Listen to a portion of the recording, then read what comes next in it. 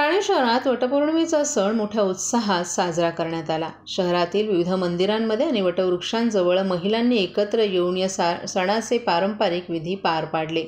वडाच्या झाडाची पूजा करून महिलांनी आपल्या पतीच्या दीर्घायुष्याची प्रार्थना केली। वटपौर्णिमेच्या निमित्ताने ठाण्यातील प्रमुख मंदिरांमध्ये विशेष पूजा आणि आरत्या आयोजित करण्यात आल्या होत्या। यावेळी महिलांनी पारंपरिक वेशभूषा परिधान करून वडाच्या झाडाभोवती दोरा गुंडाळून पतीच्या दीर्घायुष्याची कामना केली। शहरातील प्रसिद्ध ठिकाणांमध्ये लक्ष्मीबाग मंदिर, कोपरीतील वटवृक्ष आणि अन्य ठिकाणी मोठ्या संख्येनं महिलांनी हजेरी लावली। वटपौर्णिमेच्या निमित्तानं बाजारात देखील फुलं, पूजा साहित्य आणि मिठाई विक्रीत मोठी उलाढाल झाली।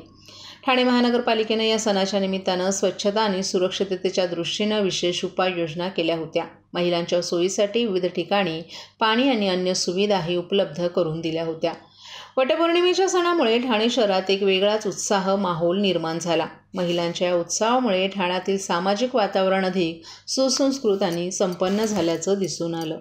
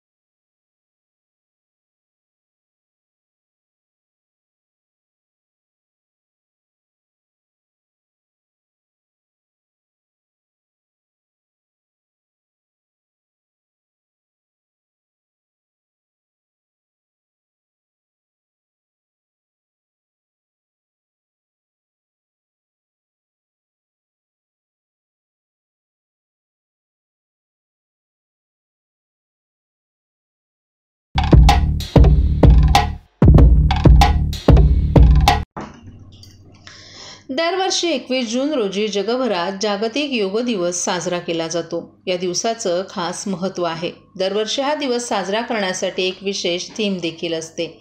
योगाच्या प्राचीन भारतीय पद्धती, शारीरिक आणि मानसिक आरोग्यासाठी त्यांचे बहुआयामी फायदे याबद्दल लोकांमध्ये जागरूकता वाढवण्यासाठी जागतिक योग दिवस साजरा केला जातो। ठाण्यात देखील योग दिन मोठ्या उत्साहात साजरा करण्यात आला।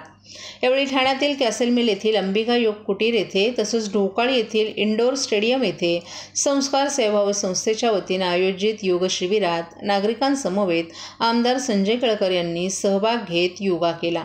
तर ठाण्यातील बेडेकर विद्यालयात सुमारे 100 विद्यार्थ्यांनी एकत्रित योगा करून सामाजिक संदेश दिला। सेंट जॉन दी बॅप्टिस्ट शाळेत मुलांना विविध योगाचे प्रकार दाखवण्यात आले। यावेळी मुलांनी त्याचं अनुकरण करत योगा केला।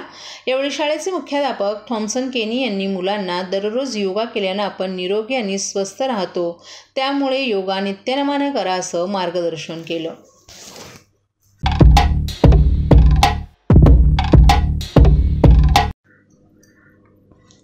दरवर्षीप्रमाणे यावर्षीही राष्ट्रीय योग दिवसाचं ढोकाळी येथील शरदचंद्र पवार मिनी स्टेडियम येथे संस्कार सेवाभावी संस्थेतर्फे आयोजित करण्यात आला होता। या कार्यक्रमाला प्रमुख पाहुणे म्हणून ठाणे शहर विधानसभेचे जनसेवक आमदार संजय केळकर उपस्थित होते। सन 2015 पासून या ठिकाणी योग दिवसाच्या नियमित आयोजन केलं जातं। या योग दिवसाच्या कार्यक्रमांमध्ये गुरुकुल विद्यापीठ, ज्ञानपीठ विद्यालय, पतंजली योग समिती यांचाही सक्रिय सहभाग असतो। या कार्यक्रमांमध्ये स्थानिक नागरिकांचा सहभागही मोठ्या प्रमाणावर होता। दररोज सर्वांनी किमान अर्धा तास तरी योगा केला पाहिजे आणि या स्टेडियममध्ये लवकरच कायमस्वरूपी दररोज सकाळी योग प्रशिक्षण सुरू करण्यासाठी आपण प्रयत्नशील असल्याचं आमदार संजय केळकर यांनी यावेळी सांगितलं। योग दिनाच्या या कार्यक्रमात जवळपास 300 लोकांनी सहभाग घेतला असल्याचं आयोजक दत्ता घाडगे यांनी सांगितलं। आज या ठिकाणी ढोकाळी येथील स्टेडियममध्ये प्रतिवर्षीप्रमाणे आमच्या संस्थेच्या माध्यमातून आणि या ठिकाणी पतंजली योग संस्था आहे त्यांच्या संयुक्त विद्यमाने जागतिक योग दिन जो आहे तो साजरा करण्यात आला। या ठिकाणचे आमचे दत्ता घाडगे आणि त्यांचे सर्व सहकाऱ्यांनी याच्यामध्ये पुढाकार घेतला आणि विशेष करून या भागामधले नागरिक तर सहभागी झालेत, परंतु विद्यार्थी देखील मोठ्या प्रमाणामध्ये या योग दिनाच्या निमित्ताने योग साधना करण्याकरता योग मार्गदर्शन घेण्याकरता या ठिकाणी सहभागी झाले। खरं म्हणजे जागतिक योग दिनची ही दशकपूर्ती आहे आणि या स्टेडियमला देखील 10 वर्ष पूर्ण झाली आणि योग साधना करून आणि योग दिन साजरा करूनच या स्टेडियमचं या ठिकाणी सुरुवात झालेली आहे।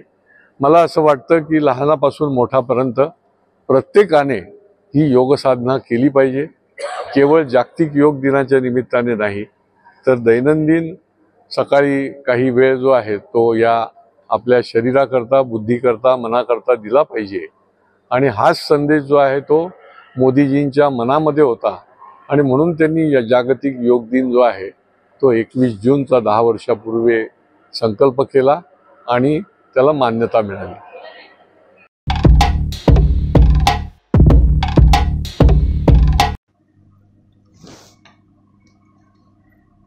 ठाणे काँग्रेसचे ज्येष्ठ दिवंगत कार्यकर्ते सचिन शिंदे यांच्या निवासस्थानी महाराष्ट्र राज्याचे विरोधी पक्षनेते नाना पटोले यांनी भेट दिली। या भेटीत त्यांनी शिंदे यांच्या पत्नी आणि मातोश्री यांच्याशी संवाद साधला आणि त्यांचं सांत्वन केलं। सचिन शिंदे यांच्या आकस्मिक निधनामुळे काँग्रेस पक्षात शोककळा पसरली असून नाना पटोले यांनी त्यांच्या कुटुंबियांसोबत दुःख व्यक्त केलं। नाना पटोले यांनी शिंदे परिवाराच्या दुःखासाठी समर्पित शब्दांमध्ये सांत्वन केलं आणि त्यांच्या दुःखात काँग्रेस परिवार त्यांच्या पाठीशी उभा असल्याचं सांगितलं। तसंच त्यांनी शिंदे यांचे काँग्रेस पक्षासाठी केलेलं योगदान आणि त्यांच्या कार्याची आठवण केली। शिंदे यांच्या निधनामुळे पक्षाला मोठी हानी झाली असल्याचंही पटोले यांनी यावेळी नमूद केलं।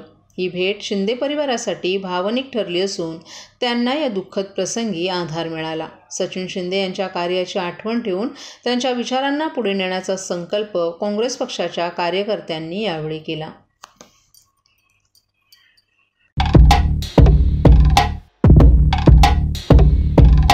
सर्व नागरिकांना आवाहन करण्यात येत आहे की सध्या डासांमार्फत पसरणाऱ्या डेंग्यू या आजाराचा प्रसार रोखण्यासाठी प्रत्येकाने पुढील प्रमाणे कार्यवाही करावी। डेंग्यू आजार एडिस इजिप्ती हा डास चावल्याने होतो। या डासांची पैदास साचलेल्या किंवा साचवलेल्या स्वच्छ पाण्यामध्ये होते। 8 दिवसांपेक्षा जास्त दिवस पाणी उघडे व साचून राहिल्यास त्यात डास अंडी घालतात। अंड्यांच्या अळ्या तयार होऊन पुढे डास तयार होतात। यासाठी आपल्या घरातील पाणी साठे उदाहरणार्थ बॅरल्स, पिंपे, टाक्या, हौद, रांजणे इत्यादी दर आठवड्याला रिकामे करून घासून पुसून कोरडे करून पुन्हा भरावे। 1 दिवस कोरडा दिवस म्हणून पाळावा।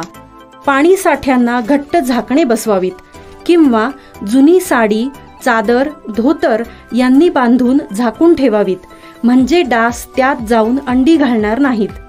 घराच्या गच्चीवर, आजूबाजूला, अंगणात कोठेही पाणी साचू देऊ नये। भंगार सामान उघड्यावर टाकू नये, उदाहरणार्थ टायर्स, प्लास्टिक सामान, कुंड्या, टाकाऊ वस्तू इत्यादी। अशा सामानात पावसाचे पाणी साठून त्यात डेंग्यूच्या डासांची पैदास होते।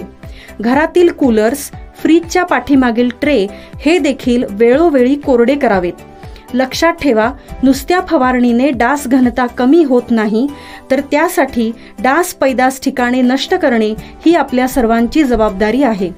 कोणताही ताप अंगावर न काढता जवळच्या शासकीय रुग्णालयात मोफत औषधोपचार घ्या। अशा प्रकारे नागरिकांनी सहकार्य केल्यास डेंग्यूचा प्रसार रोखणे सहज शक्य आहे।